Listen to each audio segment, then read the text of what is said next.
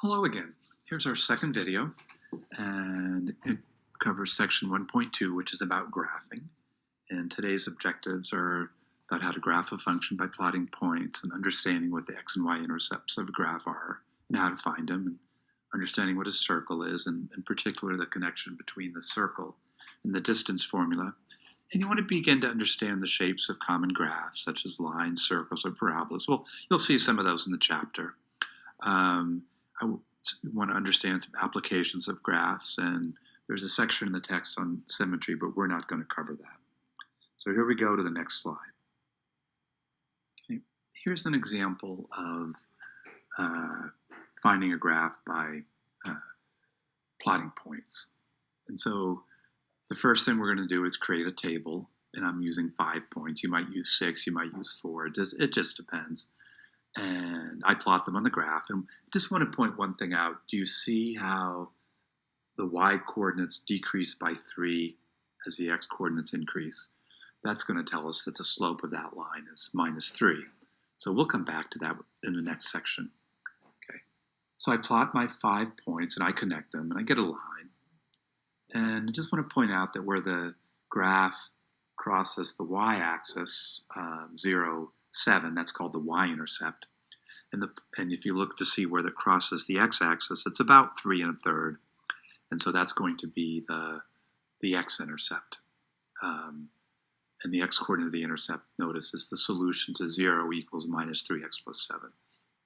Now I use Desmos to create all this, and we'll talk about that probably in the next class or so, if we haven't already.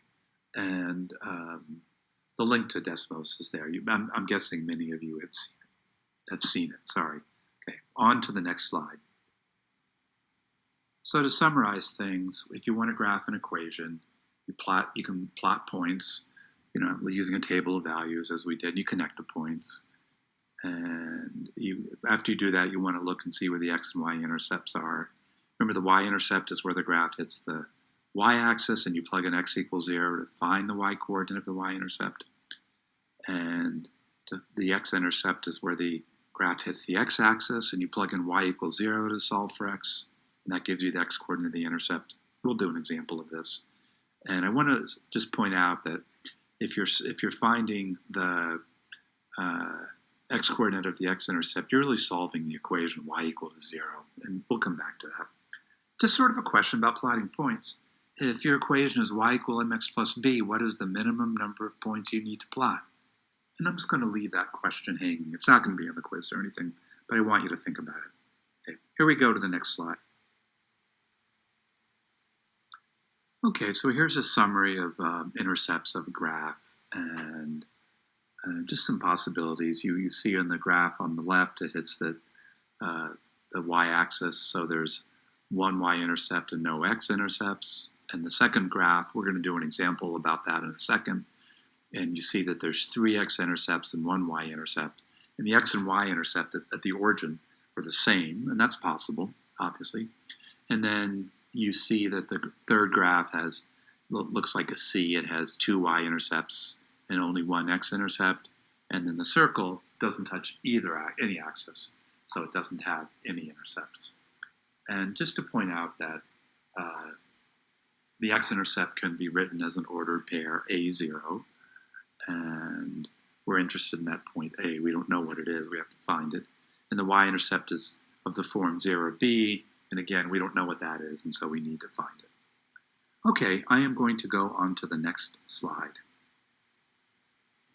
Okay, so here's an example of finding the x-intercepts and the y-intercepts of a graph. And the equation is y equals x cubed minus 4x, and we graphed it here, and the answers are on there. But so we'll see how we got those. So to find the y-intercept, 0y, you just set x equals 0, and you plug it in. So it's really simple. So you get the y-coordinate 0, and that means the y-intercept is 0, 0, and you can look at the graph and see that. Now to find the x-intercept, that's a little bit more involved. You set the equation equal to 0, and then you have to solve for x. So you factor out an x, and that gives you x squared minus 4. And then you can factor that, x squared minus 4 into x minus 2x plus 2. So you get this equation. So we're able to solve this equation because we can factor it. If we couldn't factor it, we'd be stuck. So we look at that and we get x equals 0, x equals 2, and x equals minus 2 as the answers. And so the x-intercepts are the points 0, 0, 2, 0, minus 2, 0.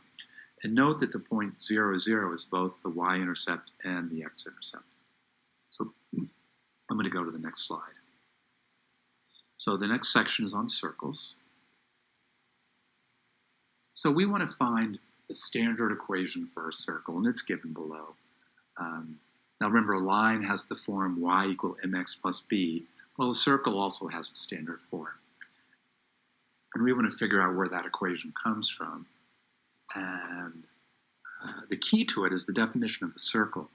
And remember, the definition of a circle says that a circle is the set of all points that lie a given distance from a given center. Now, that given distance is called the radius of a circle. We're going to call that r, and that center is h minus k.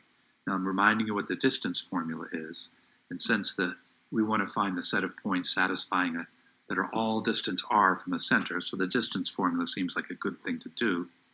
And so what we're going to do is we're going to set up the equation, and I'm going to use the center hk as x1, y1, and then I'm going to have a random point in the circle, and that's going to be just xy. So I realize my insight here is that if a point is on the circle, it's distance r from the center. So it's going to satisfy the distance formula with r being given. And we're going to go through an example, and this will make, I think more sense, I hope. If we can solve that equation or find that equation, that's going to be our circle. So generally, we don't want to carry around a square root. So what you do is you square both sides of that expression with the square root, and you get the standard form. So basically, I'm going to go over the algebra of that in the next slide. So the key is that recognizing what the equation of a circle is, and hopefully why. So here's what we did when we squared both sides. We had the radical expression, x minus h squared plus y minus k squared equals r. We're going to start with that. And we're going to square both sides. And the reason that we can square both sides because of two things, you can do the same thing to each side. And squaring each side is the same thing. So I do that, and I realize that a square and a square root cancel. So that left-hand side gets rid of the radical. Just becomes x minus h squared plus y minus k squared. And r squared is r squared. So we'll go to the next slide. So just to review, the standard form of the equation is given. Once we know the radius and the center, we just plug the points in. And I want to talk about a special circle, and we're going to have a circle whose center is the origin, so 0, 0 is the center. And if we plug 0 in for h, 0 in for k, they just go away, and we get x squared plus y squared equals r squared. And so if I'm going to look at the circle with center 0, 0 and radius 1, my equation x squared plus y squared equals 1.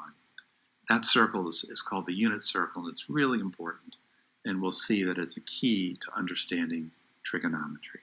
So I'm going to go to an example in the next slide. Okay, so we're going to be given a point on a circle and the center of the circle.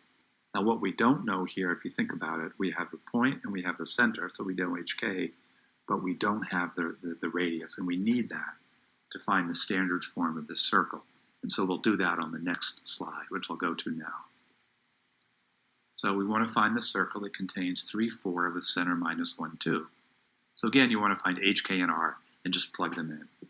So we're given what hk is, so we know that minus 1 and 2 is the center, so h is minus 1 and k equals 2. So notice that when we plug in for minus 1 and x minus h, we get x minus minus 1, which is x plus 1. Okay. So now we have to find the distance between that given point on the circle and the center. We know that's equal to r. So we plug that into the distance formula, and we get x minus h squared, the formula r is equal to x minus h squared plus y minus k squared. We know what xy is and what hk are, so we plug those in. and we're going to get r is equal to 3 minus minus 1 squared plus 4 minus 2 squared. So 3 minus minus 1 is 3 plus 1 or 4, and 4 minus 2 is 2, so we square those, square root of 20, and we get r is the square root of 20. Now we don't need to get a decimal of that because we're going to square it, get rid of the square root. So remember, r squared is the square of the square root of 20. Since squares and square roots cancel, we get 20. That's my equation. And remember, when I plug in minus 1 for h, I get x plus 1, not x minus 1. So now on to the next slide. So this is the last example we do, and it's going to be an application. And the application involves what's called a mathematical model. And this model gives the recommended weight for men who are between 29 and 59. But we're going to restrict the height. So you have to be between 62 inches or 76 inches, or this model doesn't work. So in other words, you have to be between 5'2", which is 62 inches, or 6'4", which is 76 inches. Otherwise, this formula is not valid. And to say that something like we have that term x is greater than or equal to 62, but less than or equal to 76, that restricts the values that we can plug in. We can only plug in, the only valued numbers are between 62 and 76. Okay, so that we have to do the following, and I'll do this on the next slide. We construct a table of values, and I assume you're going to use your calculator. And then you want to use that table to sketch a graph of the model. And you're going to use that model to estimate graphically the medium weight of someone whose height is 71 inches. And then finally, you're going to plug that 71 into the model to see how close your estimate was. I'm going to let you do that. I'm going to suggest that you do that, and I'm going to go on to the next slide, but I'm going to encourage you not to go on to the next slide until you have put some work into the problem. Okay, so hopefully you've done some work and you've come up with what we have here. So you see the table of values. Again, I used my calculator. I plotted those points, and then I got that curve. And then I want to estimate what happens when the height is 71. And so I know what the height is, and so I really want to find the y-coordinate for 71. Now, it's not given, because that wasn't one of our points, so we have to estimate it. So I'm going to march up. I'm going to start at 71 on the x-axis, march up to the graph, and I know the x-coordinate, and I find the y-coordinate by marching over to the y-axis. And if you just follow that trail of the red line from 71 to the y-axis, you see it's a little bit more than 160, and so I am going to guess it's about 161, maybe a little bit less. Okay. So now I wanted to answer the last part, and that's to plug 71 into the model, which I'm giving you. And you just plug in for x, you plug in 71 and do the computations, and you get 160.7, which is pretty close. So our estimate wasn't that bad. And the purpose of that was just to show you how you can use a graph to find values that aren't on the graph, whose points you don't know. And again, that's an example of interpolation. We did one in the last section 1.1 using the midpoint formula. Here's an interpolation using just the graph itself. We probably could use the midpoint formula here if you wanted, but again, this wouldn't be that accurate because it's not a straight line. Okay, well, good. Well, thank you, and that's it for today. So I'll see you when we get to section 1.3 or in class.